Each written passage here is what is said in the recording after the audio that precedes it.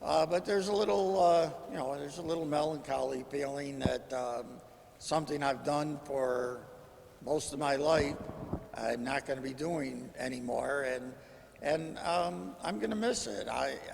It definitely is time.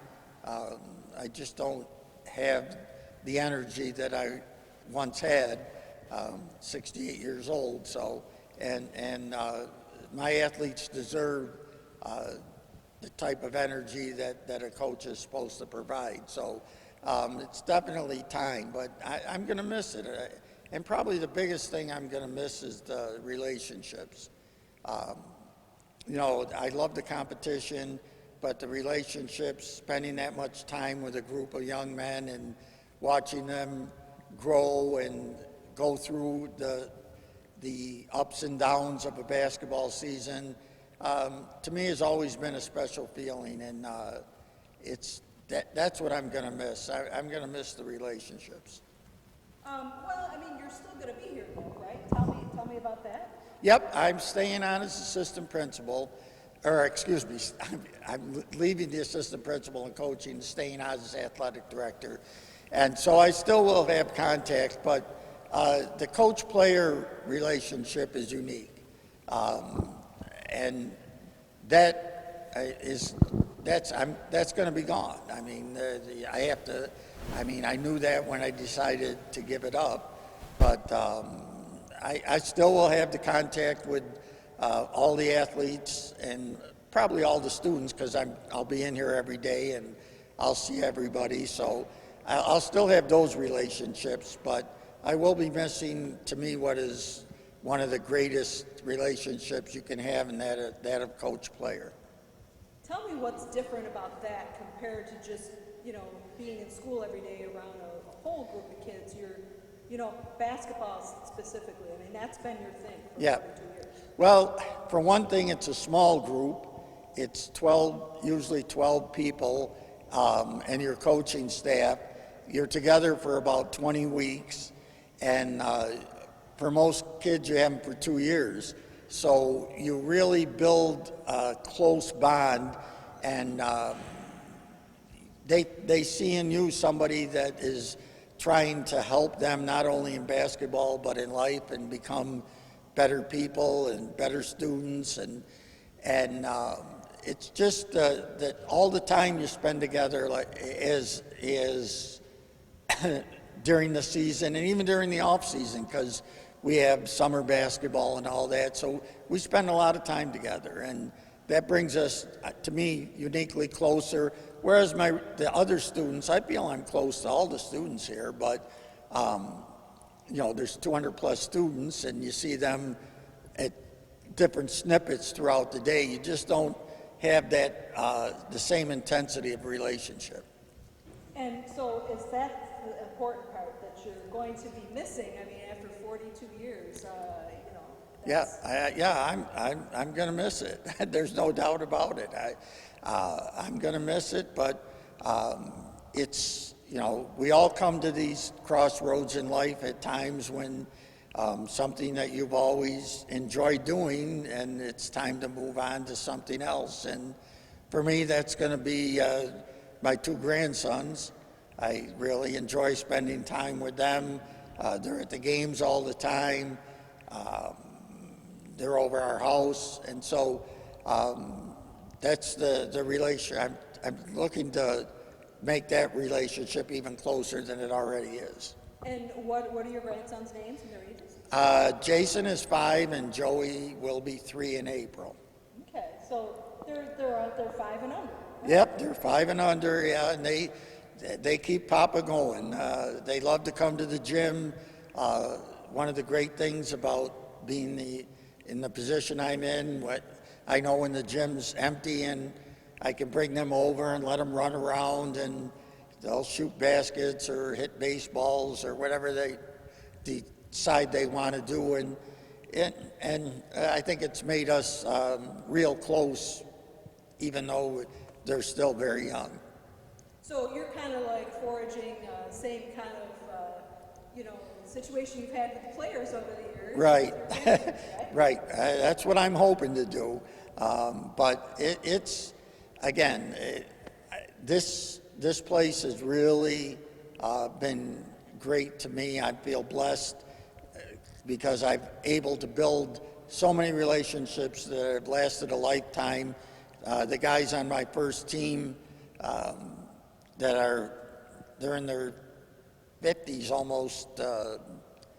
almost approaching 60 probably years old, and they still text me and joke around, and one of the greatest things is they still call me coach. 60 years old, 58, whatever they are, and it's always coach, and that makes you feel, at least makes me feel real good, because that's the relationship we had, coach player, and now it's coach adult. Right, but you're still, they're still calling you coach, Right. So you must have had an impact on. Right. That's how I feel. Is I must have had an impact, and I got to tell you, Alicia, when I look at the guys that I've coached and the men that they've grown into, I'm proud. I'm proud of the adults that they become, and to feel that in some way I played a small part in making that happen really makes you feel good. So now you're approaching this, it's not really the last game, but it's your last home game, Yep. right? Last regular season game, last home game, yep. Yeah, so being here in the gym, I mean, you are going to be in the gym. Yep. But you're not going to be in the gym as a coach again. Nope. Tell me, you're having your son now take over, right? Well, the school hired my son to replace me, yes. And I'll still, obviously, as athletic director, be here, but I'm going to keep my distance and let him do his thing. And if he has questions, which I'm sure he will, I know that he'll come to me and ask me. We've worked together for 15 years since he got out of college, and it's enabled us to be, really close, because when your kids grow up, they usually start their own lives, and that's the way it's supposed to be. And he definitely has his own life, but because we coach basketball together, we spend a lot of time together, and it's kept us, in my opinion, uniquely close. And so, seeing him take over the reins, you feel like you've had a good impact on him over the last 15 years. You've kind of given him some guidance. Yes, and I am, well, we always say he's not me, and he's not, but he's going to be great for the program, because he loves Notre Dame, and he loves the game of basketball, and he's good at it. He's learned, I think he's learned from somebody who knows the game pretty well, so he's learned how to play the game and how to assess things and how to make adjustments, and I think he'll be very successful. So is he assistant coach with you right now? Or is he? Well, he's actually I would call him more of the co-head coach this year, because I have been, over the last couple of years, anticipating my retirement, have been giving him more and more responsibility. And he's really, I co-coach. He's not an assistant. Yeah. Okay. All right. So being here in the gym then tonight for the last game, what do you think, what's going through your mind that this is your last time? Well, I don't know. It's hard. Part of me doesn't want to think about it because one of the things, and I know, it makes you realize that you're getting on in life, and you start to reflect back on all the good things that have happened in this gym, all the excitement that's taken place, all the young men that you've coached and spent time with, and it's kind of bittersweet, because I certainly enjoyed all my time here, but when you do something that you love like this, you wish it could go on forever, but that's not the way life works. So it's I believe it or not, focused on the game tonight against Elba. You know, I know that they're honoring me, and that's great, but I'm trying to stay focused on the fact that we're playing a good team, and the team we're going to have to beat if we want to win sectionals. So my focus really has been mainly on the game. And so in your last year here, you said your record was 16-3, so you're going to be in sectionals. And so tell me about that. You know, this year being the last year, you think that the players have stepped it up a bit? Or? Well, yeah, the players have definitely stepped it up a bit, but you know, they've overcome a lot of adversity this year. We've had a couple of big injuries, but yet they've battled through it and really had an outstanding season. The 3 games that we lost were to 2 real good teams. Both of them had won sectionals last year and are going to be top teams in their class this year. We're going to be the #1 seed. We've got that locked up. So we're looking forward to the sectional tournament. And again, we feel that the Elba Lancers will be one of the teams, if not the team, we're going to have to beat if we want to win it all. So tonight's game is important as we get ready for the sectional tournament. So you're still in game mode, it sounds like. You're not even thinking about what you got to, you know, this is your last game. Yeah, yeah. Everybody keeps trying to remind me that, you know, are you excited for your last game? And I'm excited because we're playing Elba. You know, that's part of a coach's mentality, I think. I really think that it'll be after sectionals are over and everything that'll be the time that there'll be more of a reflective period. But when you're a coach, you're focused on the next game, and that's really where my focus is. Well, when you're a coach, you're always a coach. Doesn't matter if you're coaching or not. Right, yeah, right. And, you know, it was kind of funny when I got hired 25 years old by Father Scheider. One of the things he said to me is, don't ever lose the sight that a coach is a teacher.